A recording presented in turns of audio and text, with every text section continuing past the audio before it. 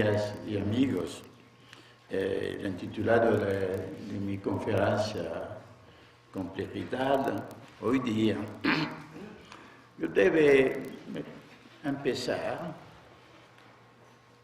para constatar que la palabra complejidad se encuentra muy utilizada en muchos casos, pero esta utilización no significa una conquista del conocimiento, un nuevo modo de concebir las cosas.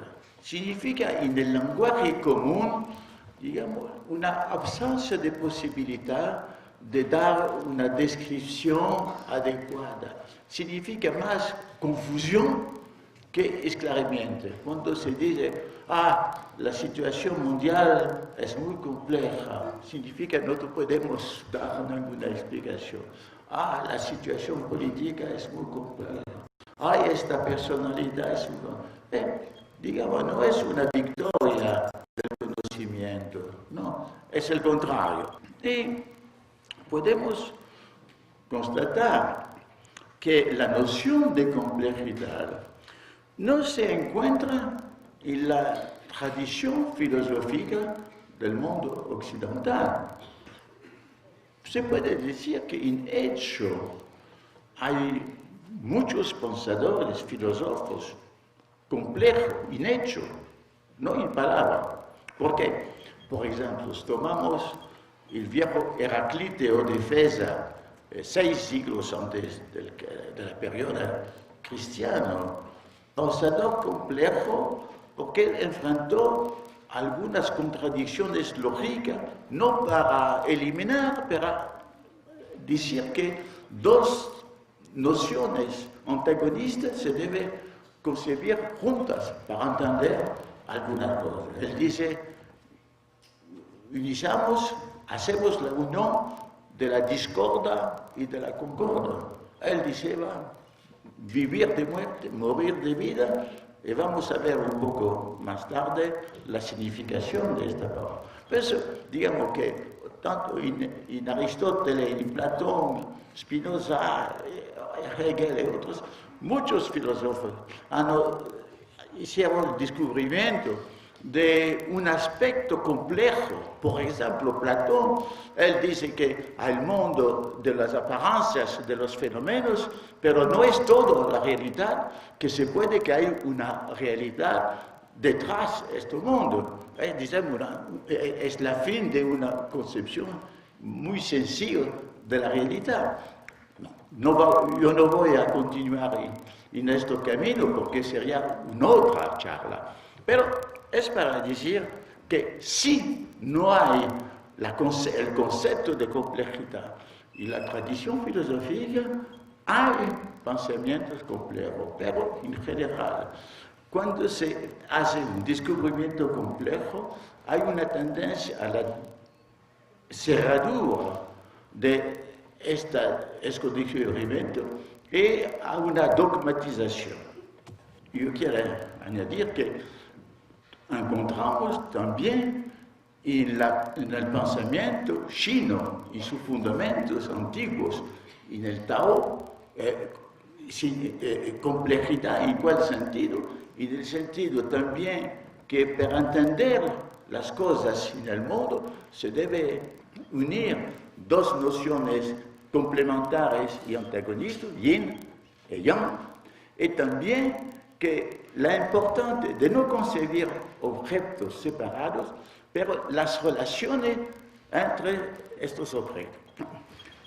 Esto, segundo la ciencia y la historia de la ciencia occidental, podemos saber que lo que se puede llamar ciencia clásica, que se desarrolló del siglo XVII al siglo XX, que se continúa en algunos rasgos, en algunos sectores de la ciencia actual, se puede decir que los dogmas fundamentales de la ciencia clásica rechazan la complejidad, porque la complejidad es una confusión de las apariencias, pero el mundo real detrás de estas apariencias es un mundo determinismo, de leyes muy constreñidas, muy claras. Y esto es la disipación de la complejidad. También hay el principio de reducción, para el que conocer las unidades primeras, las más sencillas de un sistema, de un conjunto, basta para conocer el todo. Y hay también el principio de disjunción, es decir, que con las disciplinas que no comunican más entre ellas, cada disciplina se construye un pedazo de la realidad objetiva, pero entre los pedazos no se puede ver el tejido común. Y por estas razones hay la reyección de la complejidad, porque significa incertidumbre, confusión, apariencias, y no se puede concebir que la complejidad, en primero, con la raíz latina de la palabra, complexus, lo que es tejido junto. Complectere, el verbo complectere, es abrazar. Pero no se puede abrazar, no se puede ver el tejido común que se encuentra desintegrado en las disciplinas. Entonces, es muy interesante de ver cómo históricamente se hizo una brecha en esta concepción y la irrupción de la complejidad, en primero, en hecho, no como nociones. Por ejemplo, lo que apareció en el siglo XIX es la cosa que Weber llama la complejidad desorganizada, es decir, las consecuencias del segundo principio de la cibernética. Y que este segundo principio introduce un proceso de desorden o de desorganización con la augmentación de la entropía y los sistemas cerrados. Esta idea también se generalizó por algunos teóricos como Clausius al universo, que dice que el universo tiende a la dispersión generalizada, es decir, la entropía máxima. Es un principio de desorden. También, pero es en el siglo XX que en el mundo de la física, la microfísica, muchos factores de incertidumbre, de dificultades lógicas y otros, introduce en hecho, la complejidad. Y podemos decir que a partir del siglo XIX también, la concepción de la evolución darwinista introduce una parte de azar en la evolución, porque la evolución, que es la teoría de Darwin, es variaciones al azar y selección natural. Digamos, selección es el factor de racionalidad en la teoría, pero las fluctuaciones es cosa que llega por azar, no hay más un determinismo mecanista estricto. Y además, en la cosmología,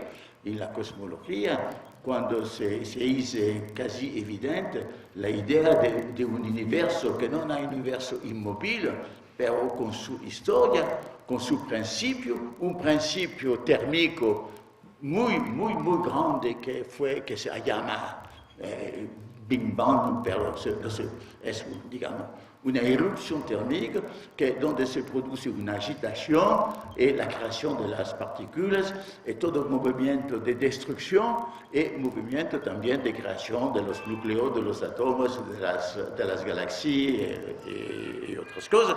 Y entonces, en Y además, en la evolución del universo es muy difícil de hacer predicción sobre el futuro del universo. El universo tiene la posibilidad de hacer una nueva concentración con la victoria de la gravitación, o si no, con la energía negra se va hasta la dispersión. Es decir, que en hecho, en las ciencias, se encuentra la complejidad, pero los científicos no utilizan esta palabra.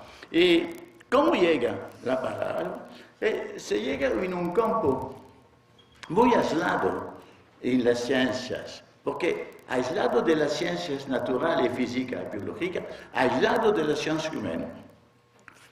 Matemáticos, ingenieros, que hace la teoría de la información, Shannon, Weber, que Norbert Wiener, que hace el concepto de la cibernética, que introduce una noción que no conviene más con la causalidad lineal del determinismo sencillo, porque es la retracción, que es una causalidad circular. La teoría de los sistemas, donde el principio primero, la idea matricial, es que el todo no se puede concebir como la adición de las partes. Hay una calidad supraaditiva.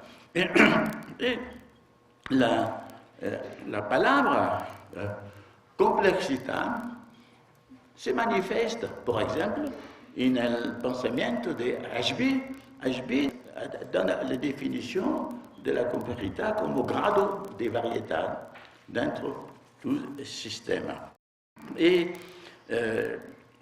Pero la complejidad no hizo muchos progresos como noción, pero en hecho progresó a través de nuevas concepciones. Por ejemplo, la concepción fractal de Mandelbrot, la teoría de las catástrofes de Thom, dos matemáticos. Bien. La física del caos. Física del caos es muy interesante. Dice que, a pesar del hecho que al inicio hay un determinismo, los procesos que se desarrollan a partir de este inicio no se puede predecir y parecen totalmente desordenados. Es decir, el determinismo es salvado en principio, pero no es salvado en hecho. Y se puede decir que en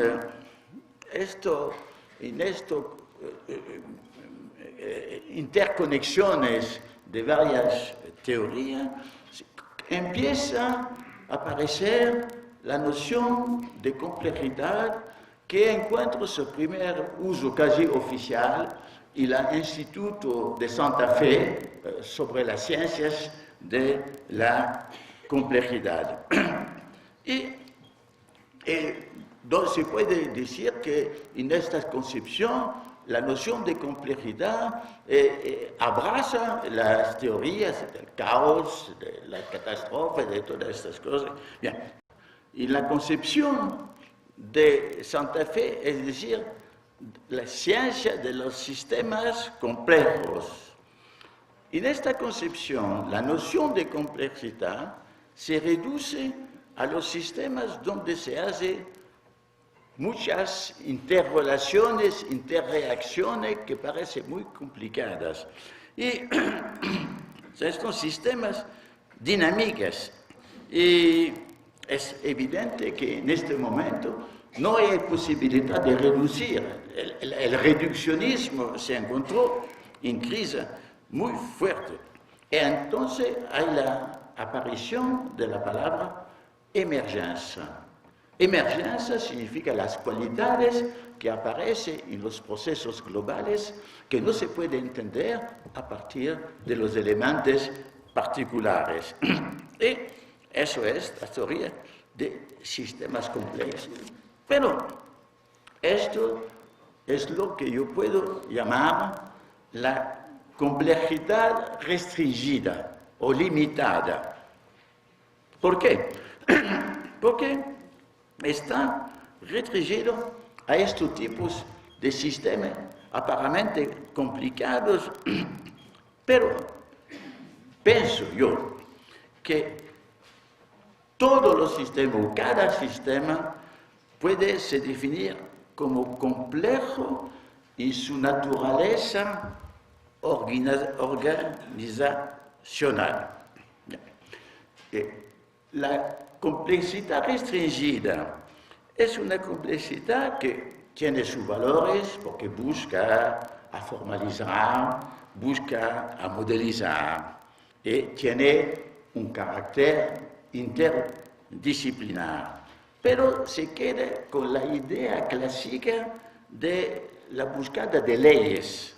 En hecho, no enfrenta la problemática epistemológica de la complejidad. Es decir, que hay una decomplexificación de la complejidad. Digamos, los principios fundamentales, los dogmas fundamentales de la ciencia clásica son poco modificados y hay únicamente una brecha. No hay un repasamiento epistemológico de la complejidad. Y para mí, la complejidad generalizada, la complejidad, es un problema epistemológico o podemos decir paradigmático. ¿En qué sentido? Porque puedo utilizar la palabra paradigma, que tiene varios sentidos a partir de la utilización de Thomas Kuhn y su libro sobre las revoluciones científicas. Yo definí el paradigma en un modo diverso. Para mí, tomamos la utilización de la palabra y la lingüística. El paradigma está en las relaciones lógicas que unen algunos conceptos maestros y fundamentales. Voy a tomar dos casos. Un caso, digamos, es para entender las relaciones del humano y de la naturaleza. Bien, hay el paradigma dominante en el mundo de la universidad, que es un paradigma de disyunción.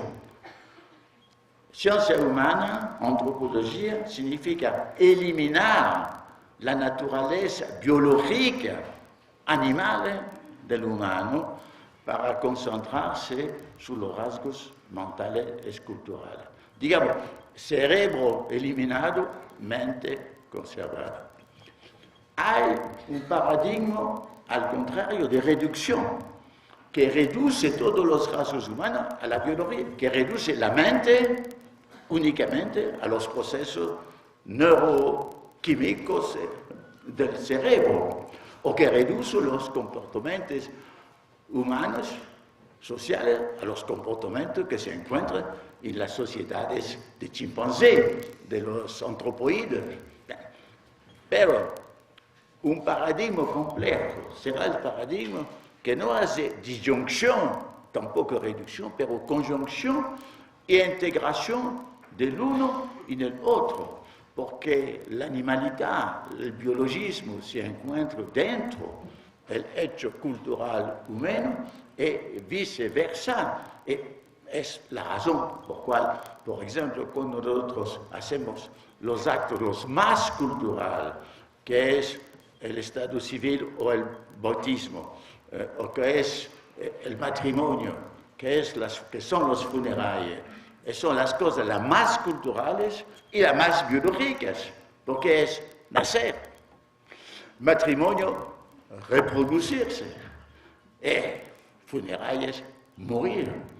El más cultural se encuentra en el mismo tiempo, o más biológico. Es para explicar la noción de paradigma, y además se puede decir que a partir del siglo XVII, lo que llamó el gran paradigma del Occidente es un paradigma que opera la disyunción entre un lado el mundo de la filosofía, de la mente, del espíritu, de la poesía, de la literatura, y el mundo de la ciencia y de la técnica. Disyunción total.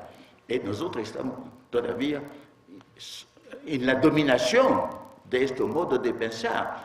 Podemos decir que las concepciones las más antagonistas, el materialismo absoluto y el espiritualismo absoluto, son los productos del mismo paradigma fundamental. Es decir, que en la complejidad generalidad, es decir, que no se puede más continuar con la reducción, la disyunción y el determinismo absoluto.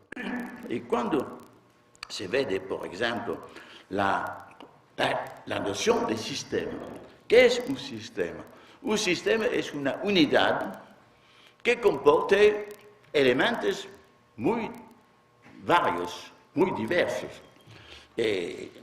Pero es la conjunción. Para entender, debemos unir dos términos que son incompatibles, el uno y el múltiplo. Es como dice el lenguaje latino, la unidad multiplex, la unidad múltiple.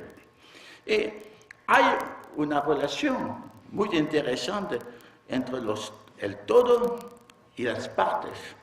No podemos entender el todo sin conocer las partes, pero no podemos conocer las partes sin conocer el todo. Un todo es cualquier cosa de más que la adición de las partes, porque se producen las calidades nuevas. El caso de la organización de la vida es muy significativa de este punto de vista. ¿Por qué? Es porque ahora sabemos, a partir de los años 50 del siglo XX, sabemos que la constitución de un organismo vital como el de nosotros es totalmente hecho de elementos físico-químicos que se encuentran en la naturaleza. Es decir, que podemos reducir el conocimiento del vivo al conocimiento físico-químico. No. ¿Y por qué? Porque la organización, y además que este tipo de autoorganización de la vida, que permite de tener juntos una gran variedad de moléculas, esta organización hace emerger calidades nuevas que son propias de la vida. Es decir, la reproducción, la autorreproducción, la autorreparación, proceso de conocimiento del mundo interior, proceso de organización de sí mismo. Todas estas cualidades es que se puede llamar vida.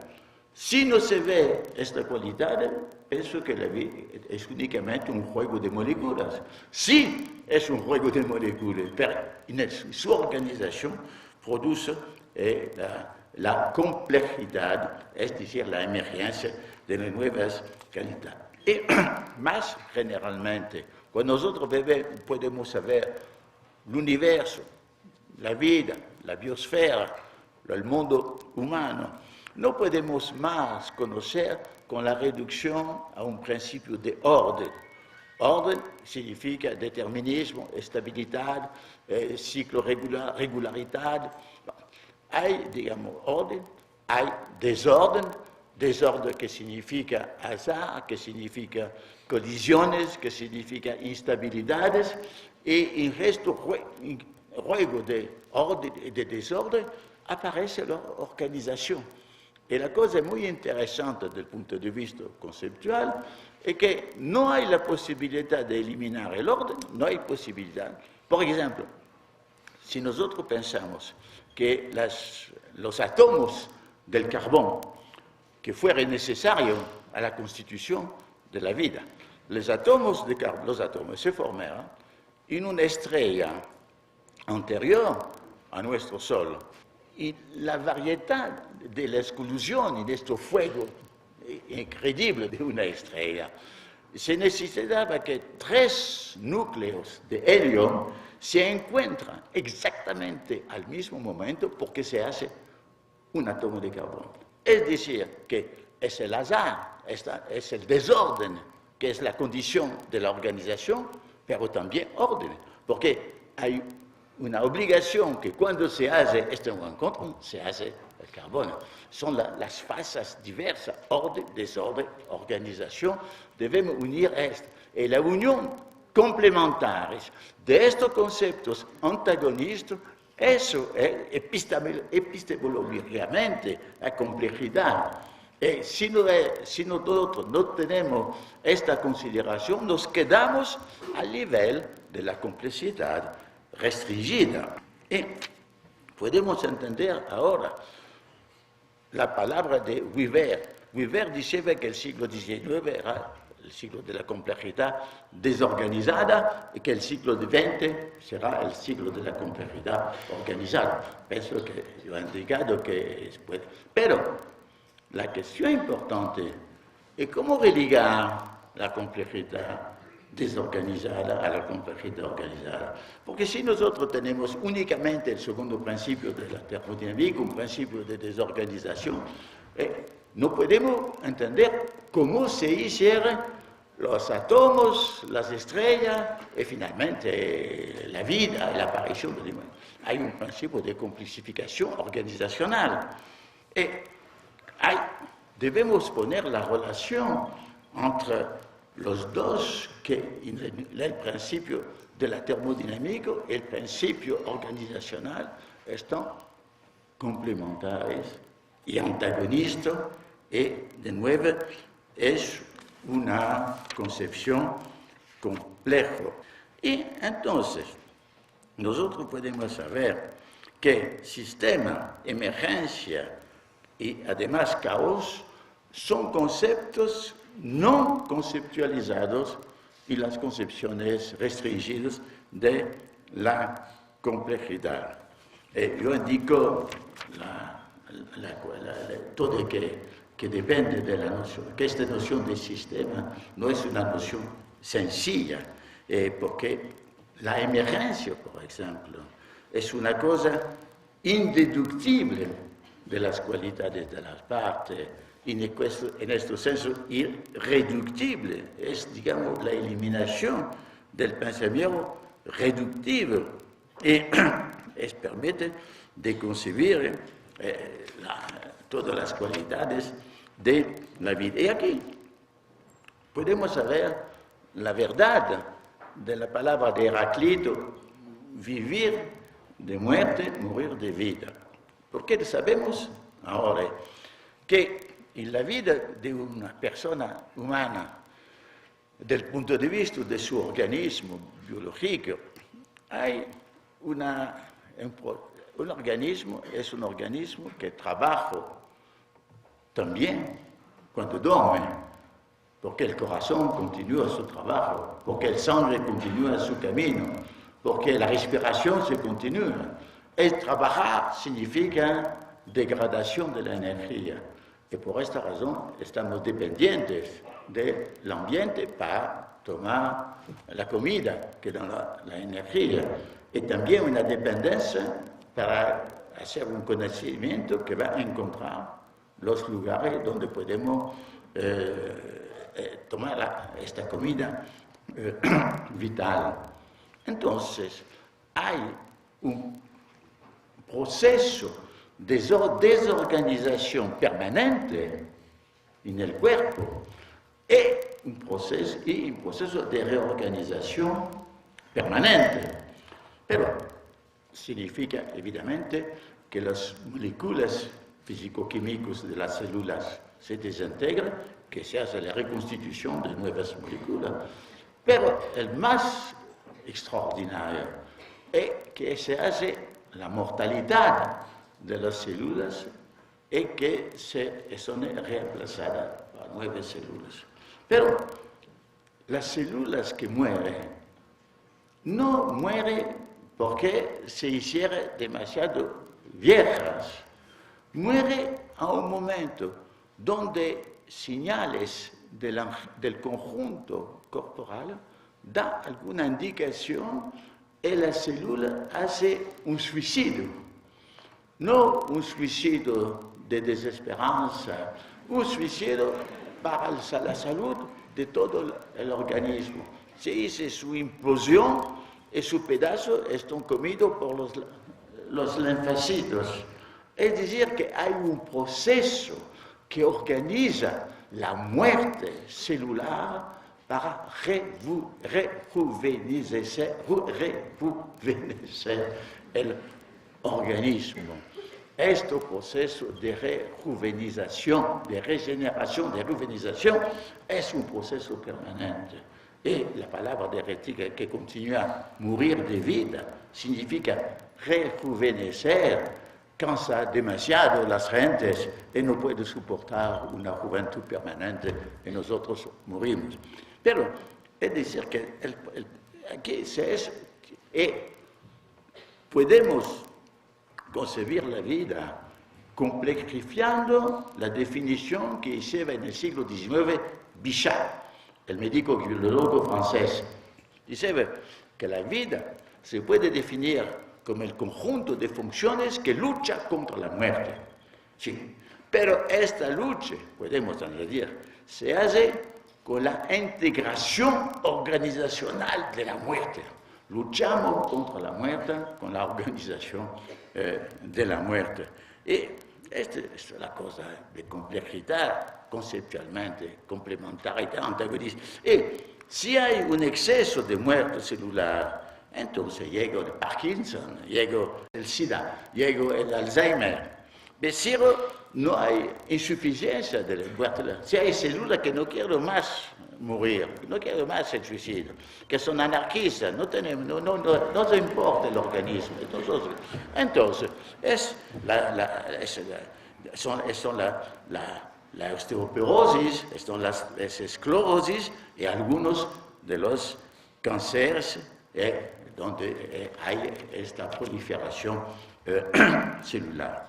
Entonces, se puede ver que la complejidad es una cosa, desde el punto de vista epistemológico, una complejidad lógica. No es únicamente una complejidad empírica de los fenómenos que se interfieren. No, es una complejidad que nos obliga a concebir unidad y diversidad, orden o desorden, organización, es lo que llamo yo la dialógica.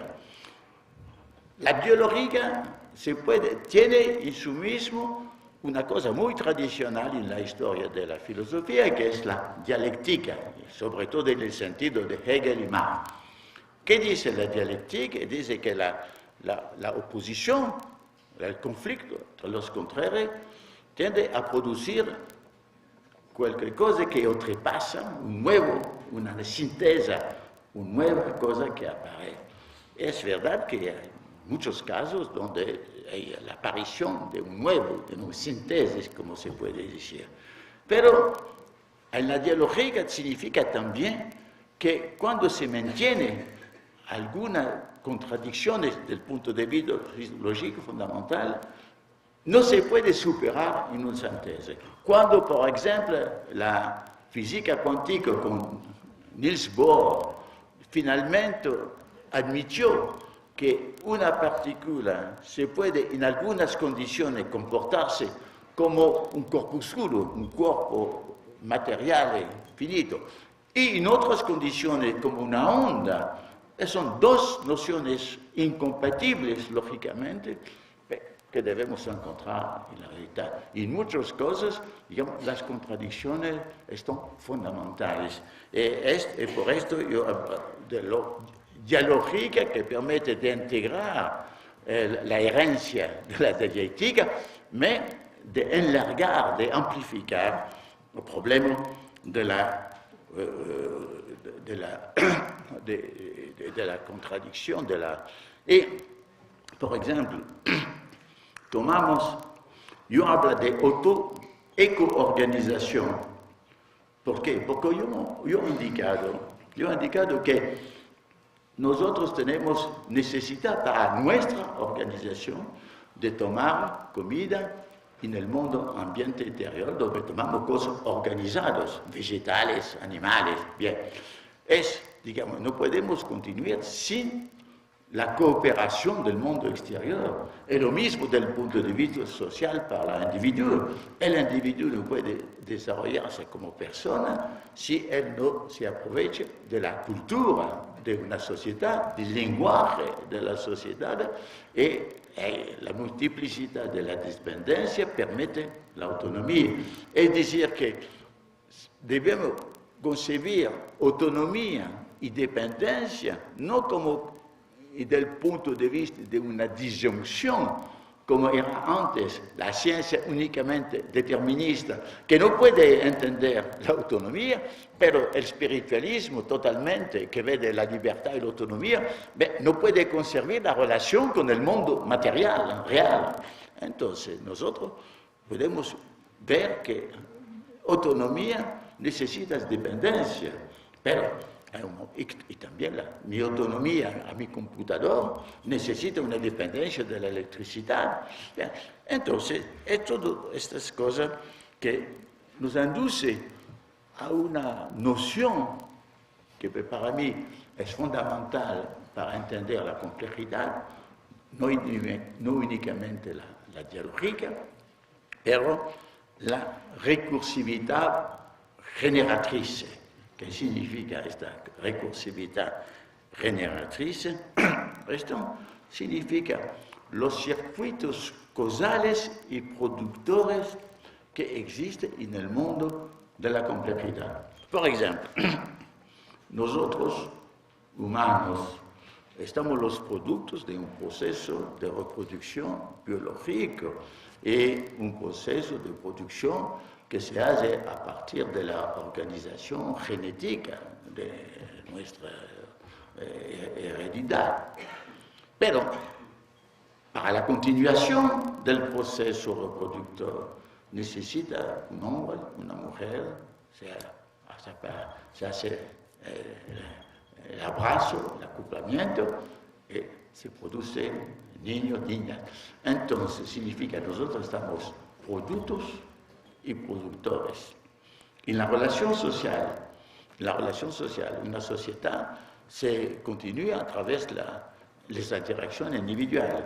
Si nos hacemos la supresión total de las personas humanas con una bomba a neutrones muy limpias, que elimina la vida humana, pero conserva los parlamentos, los edificios estatales, todo, pero no hay más vida, no hay más sociedad. Entonces, los individuos producen la sociedad, pero la sociedad, con su emergencia propia, cultura, educación y otro, produce los individuos, productos y productores. Es una ruptura con el mundo de la causalidad lineal, hay una causalidad circular que permite de entender todos estos fenómenos complejos. Y en esta circularidad además hay un principio que llamo el principio hologramático, que significa que no hay únicamente una parte en un todo, pero que también el todo se encuentra dentro de la parte. Por ejemplo, en cada célula de mi cuerpo, de mi piel, hay la totalidad del patrimonio genético, pero una pequeña parte tiene su expresión, la otra es individuo, pero la totalidad se encuentra. Y cada individuo en una sociedad, hay la sociedad como todo, con su cultura, su lenguaje, presente en la mente del individuo. Entonces, todo esto significa que hay estos tipos de relación de tres tipos juntos. Porque si tomamos la relación individuo-sociedad, sociedad-individuo y sociedad-individuo, especie biológica, puede conservar el humano en un modo trinitario indisociable.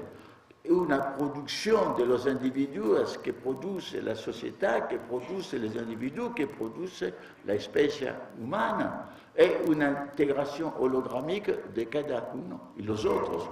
Esto podemos même decir, si nosotros consideramos nosotros humanos desde el punto de vista de la evolución cósmica, ahora sabemos que las partículas que aparecieron en los primeros primeras segundas del universo se encuentran en nuestros átomos, que el átomo de carbón se encuentra vitalmente en nuestro organismo, que las moléculas que se hicieron en la Tierra se encontraron para formar la organización vivante, y que además tenemos nosotros la vida como organización fundamental, la animalidad, el tipo, los vertebros, estamos vertebrados, estamos mamíferos, estamos antropoides y además estamos humanos, es decir, que hay la totalidad, pero que una cosa, además, que llegó, que es la cultura, el conocimiento mental, es la conciencia. Y tenemos una situación muy compleja, porque estamos integralmente los hijos, hijas de la aventura cósmica, pero estamos en el mismo tiempo extranjeros a este cosmos con nuestra cultura y nuestra conciencia.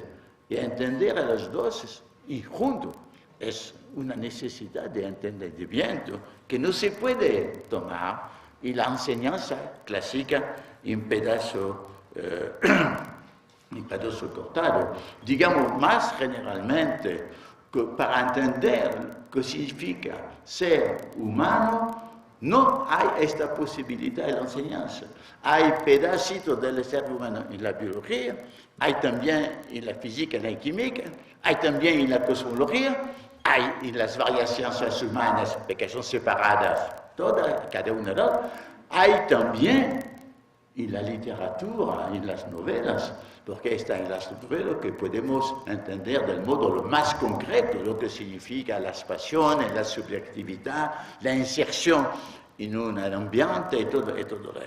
Entonces, eso es la cosa muy importante, que la complejidad, un pensamiento complejo que puede religar con algunos de estos instrumentos que son la recursión, que son la dialógica, que son la holocromática, podemos entender nuestra situación. Y hay una noción que introdujo Heinz von Förster, que habla de las máquinas no triviales. Máquina no trivial, ¿qué significa? Significa que un ser viviente es una máquina también, no es una máquina que nosotros estamos máquina que funciona en un modo térmico a 37 grados de temperatura normal, pero no estamos únicamente máquina y como máquina no estamos triviales. Una máquina trivial es una máquina donde nosotros podemos conocer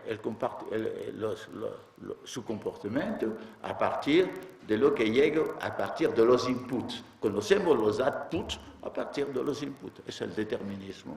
Esta máquina puede hacer salir output que no se puede, imprevisto, inesperado.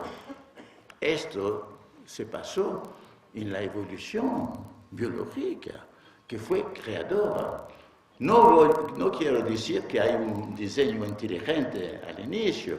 Pienso yo, como Spinoza, que hay una creatividad dentro la naturaleza misma y no se necesita un Dios externo, creador, pero esta creatividad que se manifiesta en las evoluciones biológicas es de salir las alas de algunos insectos, las alas de algunos reptiles que se hicieron pájaros, y las alas en algunos mamíferos que saben volar.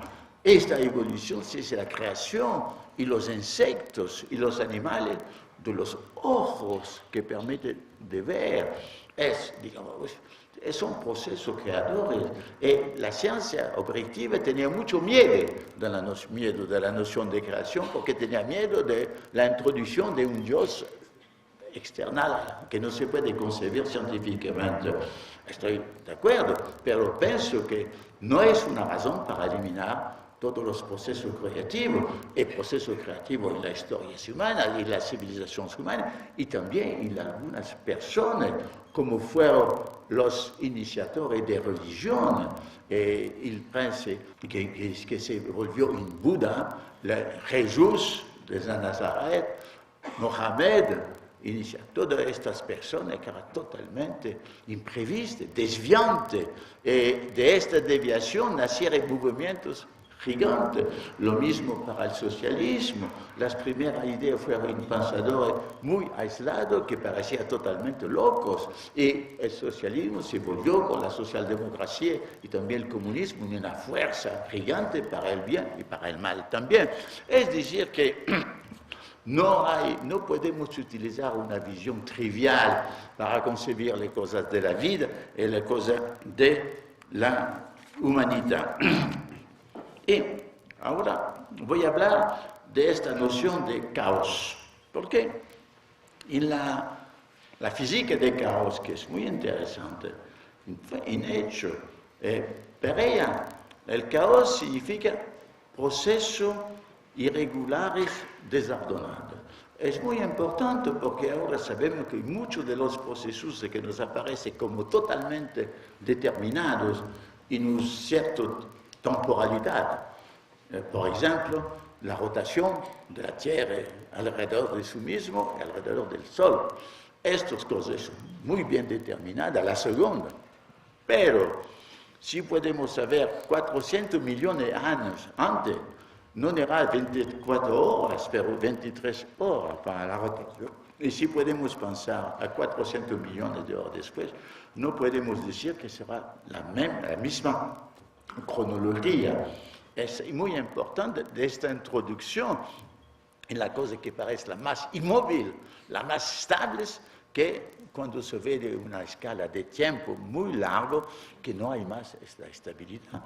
Es el problema, las estrellas que nos parecen inmovilizadas, en hecho están en un movimiento de dispersión extraordinaria. Nuestra Vía Láctea se va verso un atractor desconocido y todo eso. Esta noción de caos de física buena, pero no basta, porque la noción de caos está reducida al desorden. Pero debemos revolver a la noción de los antiguos griegos. Y el caos es la cosa de la origina, donde nace el cosmos. El cosmos es el universo con su orden. El caos es una origina donde hay indistinción en el poder creador de desorden, orden y organización. Es la indistinción creativa. Hoy día podemos ver que no es como pensaban los griegos. En primero el caos y después el cosmos. Vemos que en nuestro cosmos hay también cosas de destrucción y de creación. Yo hablo en mi libro del caosmos, la unión de los dos termos, y citan que hay el mismo problema lógico y epistemológico. Ahora vamos a ver una cosa muy importante que es relacionada con la idea de la disyunción que debemos separar. Tomamos la ciencia económica, que se encontró muy desarrollada desde el punto de vista formalista del cálculo, matematizado, muy sofisticada. Pero hay dos enfermedades en esta ciencia humana tan adelantada. La primera enfermedad es cómo se reduce al cálculo. El cálculo no puede concebir la vida humana, las pasiones humanas, el amor, el odio, el sentir, todo lo que hace nuestra humanidad. Es una visión muy abstracta y que finalmente puede ser muy dañoso porque ve únicamente de cosas formales exteriores y no ve la verdad del sufrir de los humanos. La segunda visión de esta economía tan adelantada es que es totalmente aislada de las otras realidades humanas, digamos, la psicología, donde se puede entender las pasiones, las pánicas, la religión, donde se puede entender la intervención de la fe religiosa, porque en la economía se encuentra el acto de la vida, el consumo. Nosotros hacemos consumo también por una variedad de razones. Si tomamos, digamos, un perfume es para seducir una otra persona, digamos, hay tantas cosas.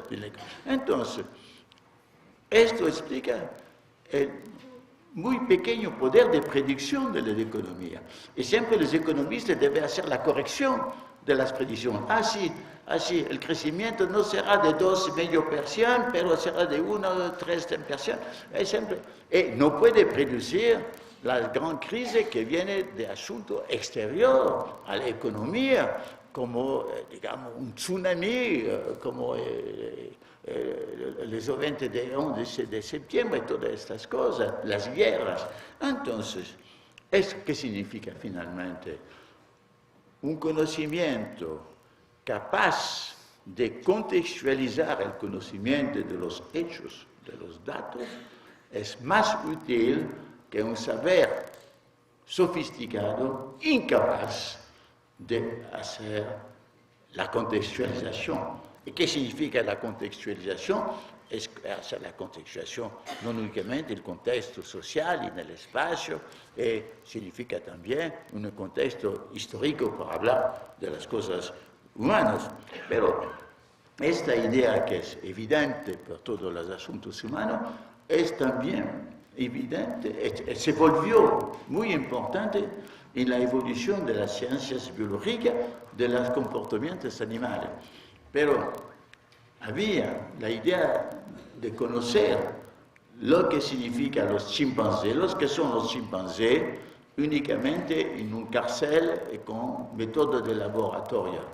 Es decir, de aislar los chimpancés los unos de los otros.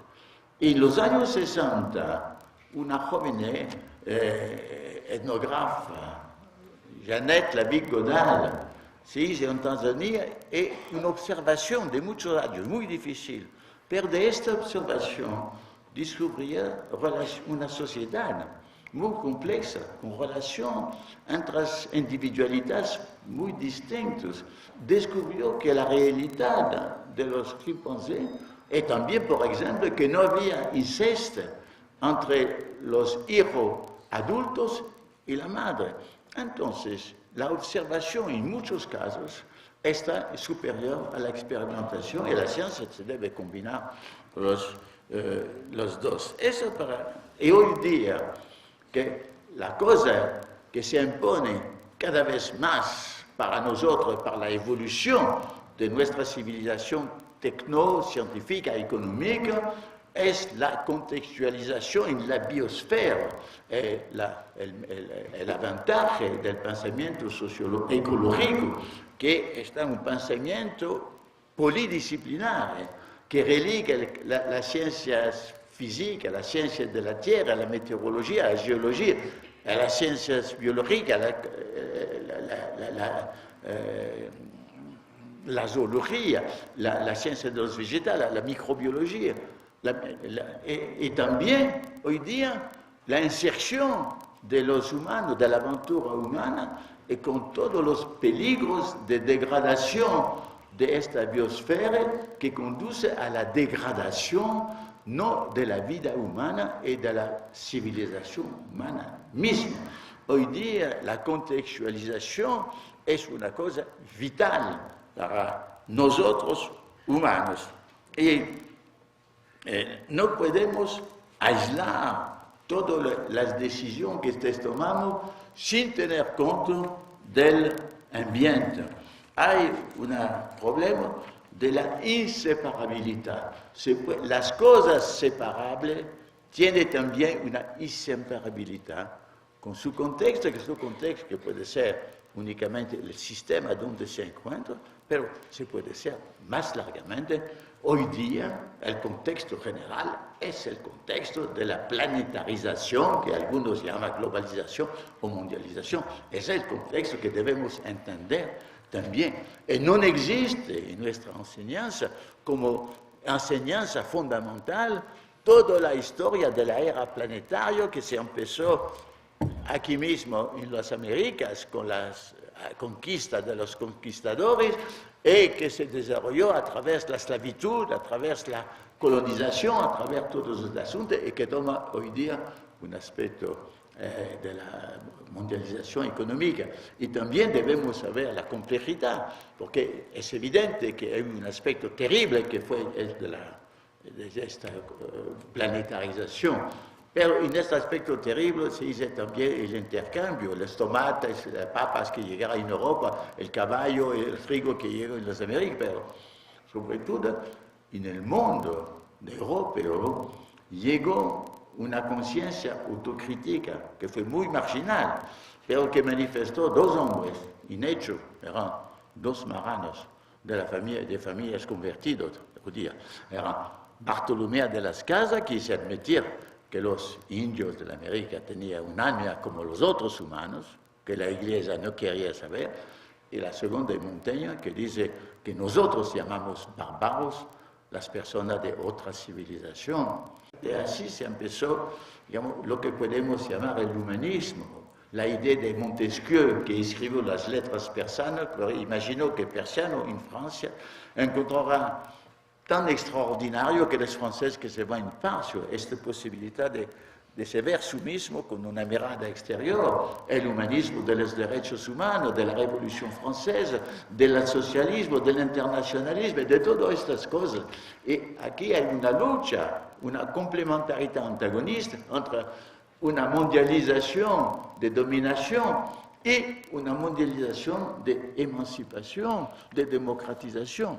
Entonces, es una necesidad de concebir todos esos problemas que están totalmente ocultados, donde hay el reino de las visiones totalmente unilaterales.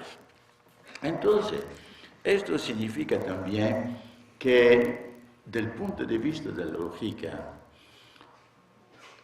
por todos los problemas que se encuentran en pedazos separados, entonces, vale la lógica aristoteliciana clásica, la exclusión de la contradicción, no hay posibilidad del tercer incluido, es decir, que A no puede ser non A y A al mismo tiempo, que es uno de los principios aristotélicos.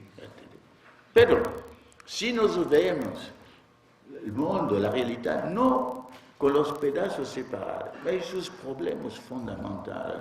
Entonces estamos obligados a la dialógica, a ver, digamos, no eliminar las contradicciones y los antagonismos, pero concebir sus complementariedades. Y eso nos permite de ver mejor nuestras personas, nuestras vidas, nuestras sociedades y nuestro universo. Entonces vamos a ver rápidamente, porque yo no quiero abusar, me gustaría que hay varias preguntas. La ciencia clásica, con su ideal de simplificación, era un hecho. Era compleja porque caminaba con 4 piernas. Uno era el empirismo, respetar los hechos. La otra era la teoría, la racionalidad, es decir, de hacer teorías que pueden entender la relación entre los hechos. El tercer era la verificación, siempre necesaria. Pero el cuarto era la imaginación, porque los grandes científicos tienen una imaginación muy potente. Y también en esta imaginación hay factores que vienen cuando duermen en el sueño, como le dice Henri Poincaré. Bien, es la conjunción de estas 4 piernas que son complementarias y que pueden encontrar antagonistas. Hay científicos que son más racionales, otros que son más empíricos, etc. Y los verificadores no son los creadores. Bien. Pero esto es que había una posibilidad de creación en la ciencia clásica. Y no había únicamente estas limitaciones de la disyunción y de la reducción. Y además, Popper introdujo la idea de falibilidad. Era muy importante porque había la idea trivial era que la religión no tenía certidumbre, pero la ciencia traía la certidumbre. Introduce la idea de la fallibilidad. Es decir, una teoría no se puede considerar como una certidumbre absoluta, porque una verdadera teoría científica debe abrir a la contradicción, a la refutación. Es la religión que tiene certidumbre, por lo que tiene la fe, evidentemente, es evidente. Pero en la ciencia no podemos eliminar las incertidumbres. Podemos ganar más certidumbre, no podemos eliminar. Y también es un rasgo de complejidad. Pero lo que debemos, pienso yo que estamos en el camino de una revolución científica que no llegó, pero que se empezó. Más importante puede ser que la revolución del siglo XVII. Esta revolución puede venir de varias cosas. La primera, de la introducción de una conciencia que no existe. Es el filósofo Husserl, que hizo una de sus conferencias tan importantes sobre la crisis de la ciencia occidental en el año 30, et de la ciencia europea, perdón. À l'époque, la ciencia era sobre todo europea, que indicó que la ciencia, que tiene instrumentos muy sofisticados para aprender los objetos exteriores, no tiene la posibilidad de entender su mismo. Los científicos no tienen posibilidad de entender la subjetividad, no tienen la posibilidad de saber qué hace la ciencia y su aventura incontrolada, cada vez más incontrolada. Es la necesidad de una conciencia de sí mismos, es decir, de introducir una epistemología reflexiva, porque la complejidad no significa que hay los objetos puros y hay los objetos de otro lado. Significa que nosotros podemos concebir un mundo objetivo a partir de las categorías mentales que tenemos, lo que indicó muy bien Emmanuel Kant. No podemos hacer la separabilidad total. Y es decir que esto significa que debemos tener una concepción de segundo orden, como dice von Förster, que introduce el conocimiento de sí mismo en el conocimiento general. Digamos, lo que yo indico en mi libro, el conocimiento del conocimiento, pensamiento complejo, significa que no podemos concebir hoy día como conocimiento pertinente un conocimiento que no busca en sí mismo el conocimiento de su propio conocimiento. Debemos conocer también el modo de utilizar nuestro conocimiento, que es muy útil hoy día, porque si no sabemos cómo utilizar los conocimientos de la genética, que puede ser de conocimiento de total manipulación, los conocimientos de la física nuclear, que son conocimientos de total destrucción, si no podemos conocer lo que significan los conocimientos históricos y sociales, estamos ciegos. Y pienso que hoy día la complejidad necesita esta reflexividad permanente sobre sí mismo.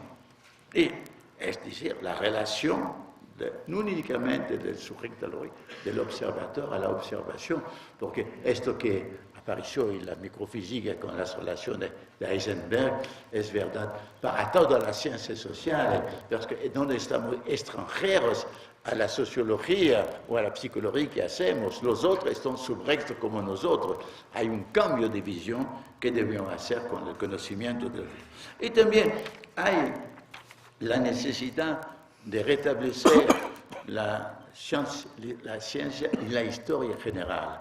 Y aquí hay dos simplificaciones antagonistas.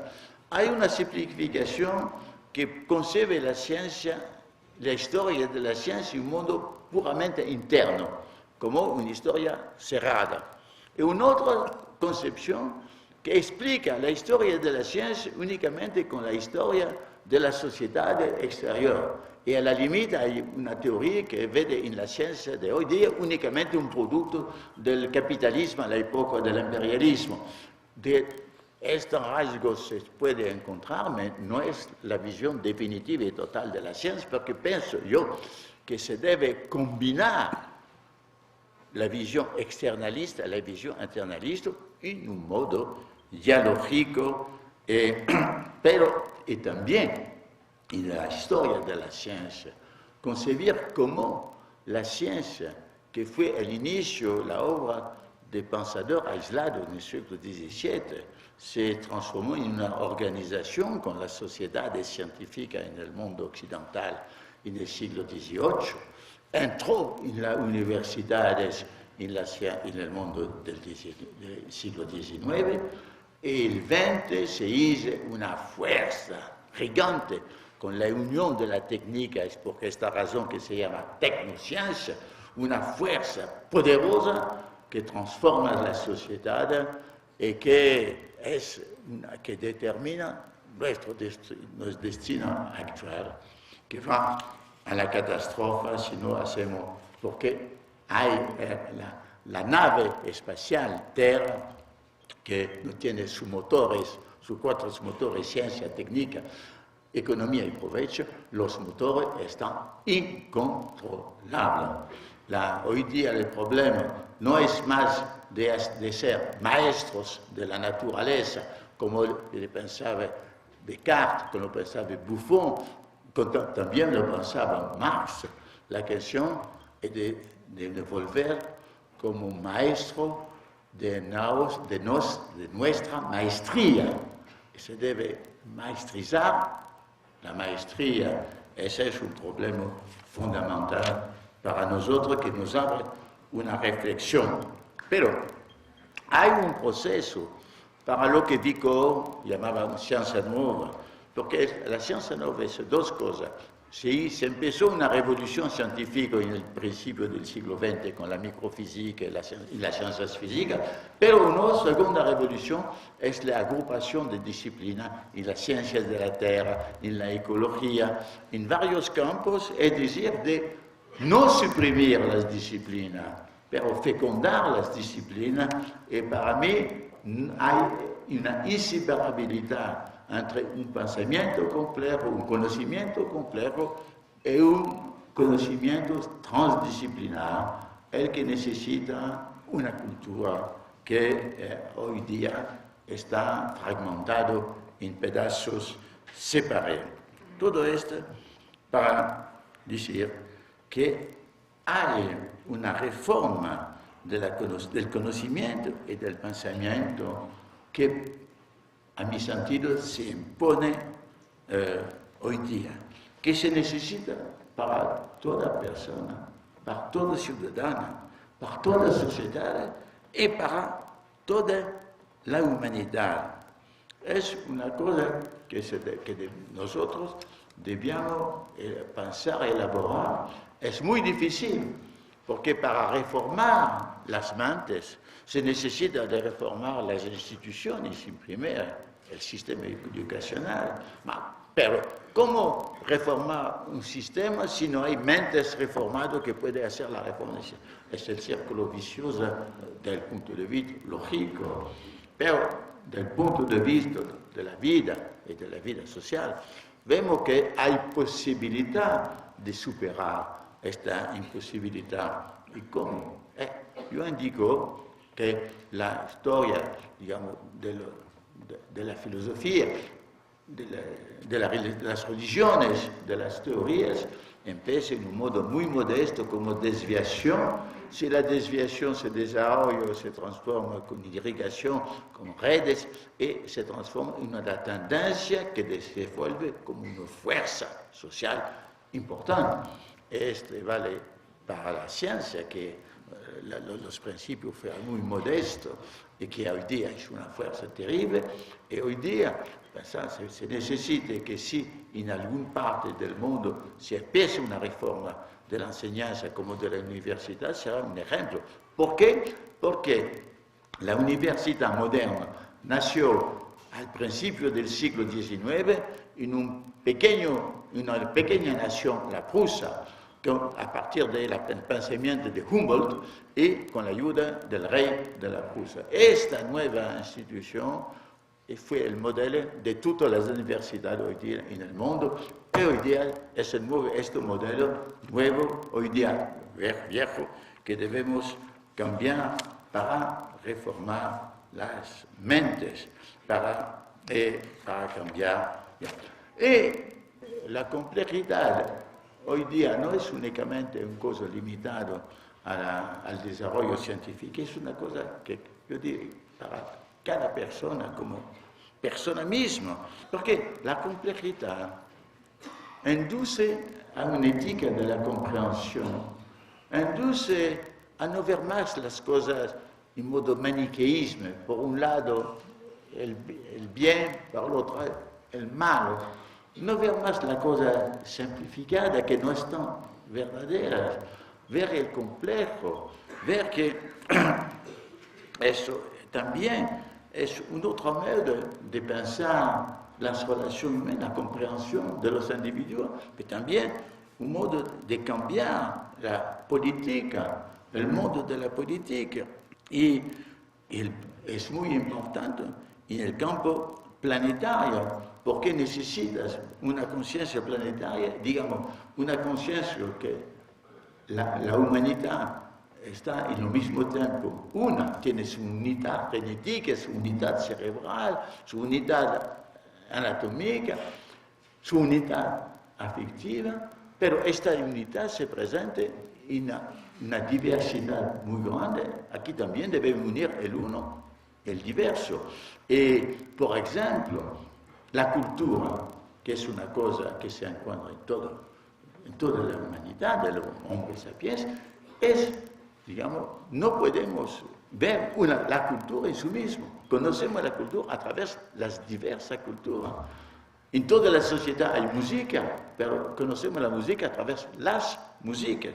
Es una cosa muy importante y pensemos que nosotros queremos un planeta no de homogeneización, de universalidad abstracta, pero de unidad con su diversidad fecunda.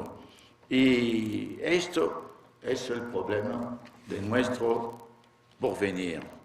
Y pienso que, digamos, es evidente que el porvenir es muy oscuro, tiene muy incertidumbre. Hay 50 años mucha gente pensaba que había una ley del progreso casi mecánico, que siempre todo irá hasta el mejor.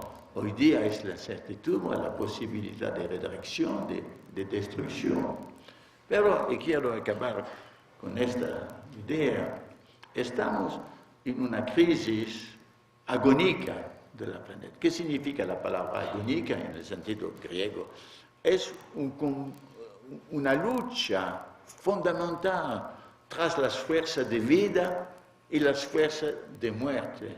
Porque nosotros vivimos un tiempo de la fin de un mundo. No sé si puede llamar únicamente la fin del modernismo, del mundo moderno. Es la fin de un cierto mundo, pero el nuevo mundo no nació todavía. Un mundo muerto que no muere, un mundo vivo que no nace. Y en esta situación, ¿qué puede ocurrir? Es verdad que si nosotros vemos las probabilidades, ¿y qué significa la probabilidad? Significa que las personas que en un momento del porvenir, en una situación geográfica que tiene las informaciones las más pertinentes, puede predecir el futuro. Hoy día, con todas nuestras informaciones, nuestras producciones probables están muy feas. Pero siempre en la historia llegó improbabilidades, el éxito de algunas improbabilidades. Un caso antiguo, muy antiguo, fue el caso de las guerras médicas en la antigüedad, 5 siglos antes de la era cristiana, que un gigante imperio, el imperio persa, medo, quería tomar la ciudad de la Grecia, Atenas. Y era muy probable que el gigante Pierre va a hacer la destrucción total de Atenas. Pero en una batalla de Maratón, el ejército griego podía rechazar a los persas. Los persas llegaron la segunda vez, la Segunda Guerra Médica. Esta vez tomaron Atenas, la quemaron, la destruyeron. Y se quedado únicamente los naves de la flota griega con su jefe Temístocles. Y en el Golfo de Salamina, él podía atirar con su cote la flota persa, que era muy más importante, pero que no podía entrar por una parte muy estrecha. Y eso dice la victoria de Salamina, que significa que 5 años más tarde, la instauración de la democracia y la instauración de la filosofía. Y podemos decir que de lo mismo era una victoria total del nazismo, que era posible, que era probable en el año 1941, cuando llegaron acontecimientos que cambiaron todo, que fue la primera resistencia soviética a Moscú y la intervención japonesa a Pearl Harbor, que hizo entrar a los Estados Unidos en la guerra. Pero voy a concluir sobre otra idea, es la idea de metamorfosis. La idea de metamorfosis que podemos ver en varias especies animales de los insectos es muy curiosa, porque nosotros vemos un gusano, este gusano que se encierra en una crisálide. ¿Y qué se pasa en la crisálide? Un proceso de autodestrucción que es lo mismo que de autocreación de un ser de tipo nuevo con alas, la mariposa. Y de este proceso, el gusano conserva su identidad y transforma en lo mismo tiempo su identidad. Pero la naturaleza, estas metamorfosis son muy programadas. En el porvenir, la metamorfosis humana es una cosa muy interesante, porque durante, puede ser 70.000 años, los humanos dispersos en la Tierra formaban pequeñas sociedades de centenares de personas, sin Estado, sin ciudades, sin agricultura. Era la sociedad arcaica que tenía su propio equilibrio. Y algunos momentos que empezaron hay 8 o 10.000 años, en algunos puntos del planeta, en el Medio Oriente, en el Indus, en el India, en la China, y después en México, en los Andes, en el Perú actual, una cierta agregación de esta sociedad. De esta agrupación se hizo una metamorfosis, el nacimiento de estas grandes sociedades de la historia humana, con ciudad, Estado, filosofía, religión, agricultura, pero para el mejor y para el peor también, con guerras, con explotaciones, todas estas cosas. 8.000 años de historia de estas sociedades, con el desarrollo y la muerte de tantas sociedades, la sociedad del mundo antiguo, el imperio romano, y en el mundo moderno, el imperio austriaco, el imperio otomano, el imperio soviético. Una historia, como puede en palabras shakespearianas, de ruido y de furor. Esta historia, hoy día que se continúa, pero con medios de destrucción terrible, porque los estados nacionales, con su poder absolutos, hoy día una nueva guerra será una guerra. En las 2 guerras mundiales se amplificará la destrucción. Entonces, hay la reflexión de un filósofo indo-catalano, Raimondo Panicaro, que dice: nosotros debemos pensar que el destino humano no se encierra únicamente en 8.000 años de la historia. Hay una posibilidad de una metahistoria. No significa la fin de la evolución, es la fin de este tipo de acontecimientos que se base en la lucha y el poder de los estados nacionales, es decir, podemos conservar el nacimiento de un nuevo tipo de sociedad a nivel mundial, que no tiene rasgos amplificados de los estados nacionales, de nuevo tipo que nosotros no podemos concebir, y que sería una metamorfosis, nueva sociedad mundial, pero respetando todas las diversidades y creando, puede ser, un nuevo tipo de civilización y de relaciones humanas. Pienso que no podemos eliminar esta posibilidad, pero no hay seguridad. Todo esto para decir que el pensamiento complejo no es únicamente un modo de conocimiento limitado por conocer la ley, para religar las cosas. Tiene consecuencias en todos los campos. Y también, digamos, la complejidad no es la explicación última de todo, porque es evidente que la vida está compleja, la historia está compleja, nuestra sociedad está compleja, nosotros estamos muy complejos, pero hay cosas más allá de la complejidad.